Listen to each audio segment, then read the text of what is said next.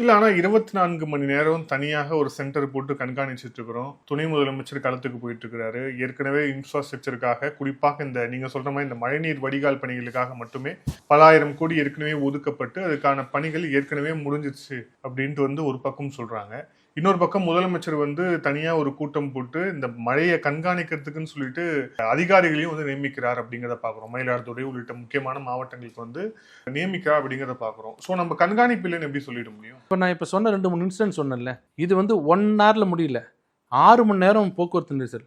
At least அங்கேயாவது உள்ளாட்சி ஆளுங்க drill வைப்பாங்க, ட்ரில் வச்சு ஹோல்ஸ் போடுவாங்க தெரியுங்களா, குத்தி விடுவாங்க தெரியுங்களா. யாராவது ஒருத்தர் விட்டாங்கன்னா நீங்கள் ஒரே ஒரு இது காட்டுங்களேன் எனக்கு, யாராவது ஒருத்தர் பண்ணாங்களா? நீங்கள் சொன்ன நல்ல கேள்வி, அதை கூட பண்ணலாம். நினைக்கல தேங்கிடுச்சு, நினைக்கல அவங்க தேங்கிடுச்சு, தேங்கின உடனே ஒரு பதற்றம், ஐயோ ஜனங்க ஜிஎஸ்டி ரோடு நிற்குது, பிளாக் ஆகி நிற்குது, ஓடி போய் குத்துவாங்களே.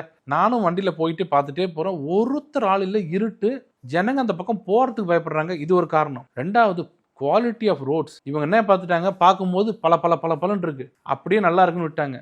2 நாள் மழையில் பாட் ஹோல்ஸ் இப்படி இருக்கு, ஹோல்ஸ் எல்லாம். பைக்கில் போனீங்கன்னா 20 கிலோமீட்டர்ஸ் மேலே ஸ்பீடில் போனீங்கன்னா அடிச்சதுன்னா ஜம்ப் பண்ணி விடுறாரு. அப்போ அவர் பயந்து ஓட்டுறாரு. வண்டிங்கெல்லாம் இப்படி இறங்கி ஓடுது, கார் உள்பட. இப்படி போச்சுன்னா எப்படி உங்களுக்கு டிராஃபிக் ஜாம் இல்லாமல் ஆகும்?